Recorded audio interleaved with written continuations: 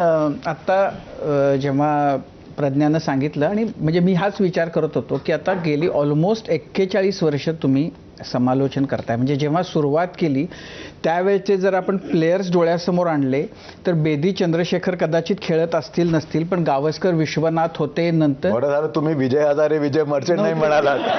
ते नव्हते म्हणून पण ही तर होतीच मंडळी. आणि मग नंतर गावस्कर विश्वनाथ पासून कपिल देव, वेंगसरकर, अझर, ते सचिन, विराट आणि आता तेही आता एक प्रकारे भूतकाळात जाऊन आता आणखीन पुढची पिढी क्रिकेटच्या दुनियेमध्ये आता झगमगताना दिसतेय. पण सगळ्यामध्ये एक आढळ तारा हर्षा भोगले नावाचा, त्या सगळ्यांकडे बघतोय आणि त्यांच्याबद्दल बोलतोय आणि त्यांच्याबद्दलच्या खूप इंटरेस्टिंग गोष्टी त्यांच्या माध्यमातून लोकांपर्यंत पोहोचत आहेत. तर खरं तर मला या सगळ्याबद्दल जाणून घ्यायला आवडेलच आम्हाला सगळ्यांना. पण तरी मला प्रश्न म्हणजे अगदीच पहिला प्रश्न म्हणून की 19व्या वर्षी इंजिनिअरिंग शिकणाऱ्या मुलाच्या हातामध्ये कोण होता तो की ज्याला वाटलं की ह्यानं कॉमेंट्री केली पाहिजे किंवा ह्याला करता येईल आणि त्यांनी आकाशवाणीवरती संधी दिली? कारण तो क्रिकेट खेळायला जायचा पण पुरेसे रन होत नव्हते. तर एक दिवशी घरी आलो. आमचे वडील प्रोफेसर म्हणजे असं पाहता क्षणी कळायचं की ते प्रोफेसरशिवाय काही असूच शकत नाही. तर मी घरी आलो आणि हैदराबादमध्ये थोडी जागा असायची राहायला. अशा समोर 2 खुर्च्या ठेवलेल्या होत्या अंगणात. बैस म्हणाले. बसलो. आता मराठीत बैस म्हणतात का बस म्हणतात? बैस. दोन्ही चालतात. चला. मला असं मधून विचारत राही ना मी.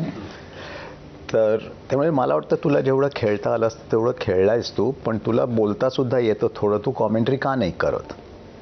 तर तू ऑल इंडिया रेडिओमध्ये जाऊन भेट लोकांना. आता हैदराबादमध्ये जो कोणी फ्रेंच शिकलाय तो माझ्या वडिलांच्या क्लासरूममधूनच गेलेला आहे. आणि हैदराबादमध्ये माझी डायरेक्ट तुमची ओळख नसली तरी ओळख होतेच. मोठं गाव होतं हो हैदराबाद, आमचं मोठं गाव होतं. तर मी गेलो ऑल इंडिया रेडिओमध्ये आणि त्यांना सांगितलं की अंडर-19 टेस्ट मॅच आहे, त्याला अंडर-19 कॉमेंटेटर का नाही? कसं म्हणालो माहिती नाही. मला जे सांगायला मला तयारी करून पाठवलं होतं ते जाऊन सांगितलं मी तिथे. मग त्याच्यानंतर त्यांनी ऑडिशन दिलं मला. मी स्वतः मॅच खेळत होतो. सिनियर डिव्हिजन मॅच होती आमची. ए डिव्हिजन खेळायचो मी. हे लोकांना सांगायला आवडतं की यांनी कधी हातात बॅट धरली नाही म्हणून, पण हरकत नाही, आता वय झालं तर हरकत नाही. मी इंटर युनिव्हर्सिटीपर्यंत खेळलो, म्हणजे हैदराबाद शहरातल्या सगळ्या कॉलेजेसची जे टीम व्हायची ते.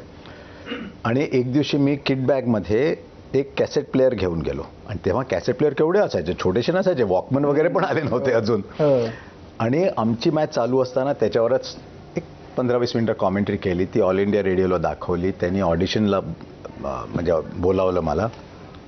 तेव्हा ना आकाशवाणीवर दिवसभर मॅच चालायची, पण 2 ते 2:10 ते न्यूजसाठी ब्रेक व्हायचा. तेव्हा ऑडिशनचा चान्स मिळायचा लोकांना, 7-8 मिनिटं कॉमेंट्री करायची तेवढ्यात. तर ती केली आणि बरेच दिवस काहीच झालं नाही. तर आमच्या हैदराबादमध्ये एक उर्दूच्या प्रोफेसर होत्या. त्यांना आमच्या वडिलांनी सांगितलं की अरे तुमची ओळख आहे का कुठे, मुलाची टेप आहे, त्यांनी पाहिलं नाही. अरे हमारे बगल में ही रहते उन्होंने बुला ले, खाने पे बुला ले तो मैं आज दिखाएंगे उनको म्हणे. आणि तेव्हा तिथे एक बावेजा नावाचे स्टेशन डायरेक्टर होते. त्यांनी ऐकलं आणि म्हणाले की वय एवढं कमी असलं तरी काय, पण मला आवडलं जे मी ऐकलं, तर मी पुढची मॅच देतोय तुला. आणि लहान असताना काय असतं, चुका करायची एकतर भीती नसते. चुका केल्या तरी लोकांना वाटतं लहानच आहे, हरकत नाही. अशा चुका करत करत करत करत चान्स मिळाला. नाही, पण ते तर अंडर-19चं झालं. नंतर मग पुढं म्हणजे एवढ्या मोठ्या ही ॲक्च्युली त्यावेळेला तर खरं नाही, रणजी ट्रॉफी मॅचेस केल्या मग मी 2-3. ॲक्च्युली पहिली रणजी ट्रॉफी मॅचच होती. रणजी ट्रॉफी मॅचेस 2-3 केल्या. आणि मग 83 साली वर्ल्ड कप नंतर हैदराबादला एक मॅच होती इंडिया पाकिस्तानची. 3 मॅचेस होत्या ऑगस्ट-सप्टेंबरमध्ये. तेव्हा मी अहमदाबादला शिकायला होतो. तर मी तिकडनं एक दिवस क्लासेस सोडून एक दिवस आलो, ती मॅच केली. कारण आमचे जे प्रोड्युसर होते तिथे ते खूप वेल नोन डॉक्युमेंटरी मेकर होते. त्यांना क्रिकेट एवढं आवडत नव्हतं, पण क्रिकेट करायला लागायचं. दूरदर्शनच्या काळात तसं असायचं तेव्हा. ते म्हणाले की फक्त दिल्लीहून का यायला पाहिजेत कॉमेंटेटर, आपले लोकल का नाही. म्हणून त्यांनी मला असे 1-2 स्टिंट्स दिले करायला. दिल्लीला एक शुरजित सेन म्हणून असायचे, आपले ऑल इंडिया रेडिओचे न्यूज रीडर होते, ते दूरदर्शनमध्ये होते. त्यांनी ते ऐकलं आणि मग मला आणखी 2 वन डे इंटरनॅशनल्स मिळाल्या. मग ते मुन्नाभाईमध्ये म्हणतात ना, सर बनते बनते बन गया. पण मग यातला मेजर ब्रेक म्हणू आपण, तो कधी आणि कसा मिळाला? तो झाला मला वाटतं 1991 साली, जेव्हा मी ऑस्ट्रेलियाला गेलो. तेव्हा त्यांना टेप पाठवायला लागली मला, कारण इंडियन कॉमेंटेटर्सचं नाव एवढं नव्हतं तिथे. फक्त ऑल इंडिया रेडिओमधनं यायचे. आणि आता म्हणता येईल मला एवढ्या वर्षानंतर की तुम्ही फक्त ऑल इंडिया रेडिओ आणि दूरदर्शनवर फार वर्ष कॉमेंट्री जर केली तर वाईट सवयी लागायच्या, कारण वाईट सवयी माफ होत्या तिथे. पण म्हणजे अशी कुठली, म्हणजे अशी एखादी की कोणती गोष्ट की जी वाईट होती ती लक्षातच येत नव्हती, किंवा लक्षात आली पण ती दुरुस्त होत नव्हती? काय स्वतःबद्दल जास्त बोलायचं, ह्या लँडमार्कला मला पाहिजे करायचं, तयारी एवढी नसायची तेव्हा. कारण आपण जे म्हणतो ते चालायचं. दूरदर्शन यायच्या आधी रेडिओ कॉमेंट्रीवर मी जेव्हा पहिल्यांदा 19 वर्षाचा मुलगा होतो, मी बघायला गेलो की बाकीचे कॉमेंटेटर्स काय म्हणतात, आणि मला असं वाटायचं पण हे तर झालं नाही आहे. पण जर कॉमेंटेटरनी सांगितलं तर ते झालं. हो ना. कोणाला माहिती की स्क्वेअर कट नव्हता, कव्हर ड्राईव्ह होती म्हणून.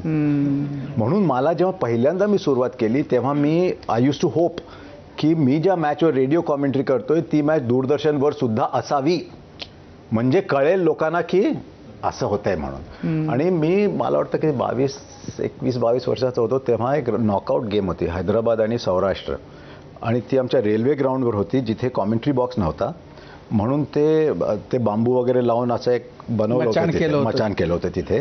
आम्ही त्याच्यावर चढून कॉमेंट्री करत होतो, पण मॅच बघणारे आमच्या खाली होते तिथेच. तर तुमची जर चूक झाली तर ते खालनं आमच्या हैदराबादी भाषेत शिव्या द्यायचे. काय म्हणायचे ते आता मला सांगता येणार नाही ते, पण त्याच्यामुळे मला ते शिकलो तेव्हा तिथे की आपण जर चूक केली तर लोकांना इमिजिएटली त्याचं रिॲक्शन येतं. आणि that was one of my best learning experiences, की लहानपणी प्रेशर सिच्युएशनमध्ये जाणं चांगलं असतं. मग मी दुलीप ट्रॉफी मॅच केली होती एक खूप वर्षांनी, आणि माझ्या वडिलांनी का माहीत नाही पण ती रेकॉर्ड करून ठेवली होती कॉमेंट्री थोडी. आणि त्या काळी आम्ही रेडिओवरच त्या काळी मी आणि अनिता आमची बायको, आमचं लहान, मी 24 वर्षाचाच होतो, लग्न झालं तेव्हा आमच्याकडे आम्ही पैसे वाचवून एक डबल कॅसेट प्लेअर घेतलं होतं. तेव्हा म्हणजे आमच्यासाठी खूप मोठी गोष्ट होती डबल कॅसेट प्लेअर. त्याचा फायदा काय झाला की ही कॉमेंट्री जी ऑडिओ कॅसेटवर होती ती दुसऱ्या कॅसेटवर ट्रान्सफर करता आली. ती मी रेडिओ ऑस्ट्रेलियाला पाठवली. पाठवायची कशी, मी कुरिअरकडे गेलो, कुरिअरनी सांगितलं की एवढा खर्च होईल, टेप घेऊन घरी आलो परत. मग मी ती रजिस्टर्ड पोस्टनी पाठवली आणि त्याच्यावर एक असं नोट लिहिली की आमची कॉमेंट्री स्टाईल वेगळी असते, आम्ही एक माणूस 20 मिनिटं कॉमेंट्री करतो, तुमच्यासारखं असं नसतं बघा. मग त्यांना आवडलं ते. ऑस्ट्रेलियाला गेलो आणि तिथे जग बदललं. पण ते लोकांना ऐकायला आवडेल की पैसे मिळायचे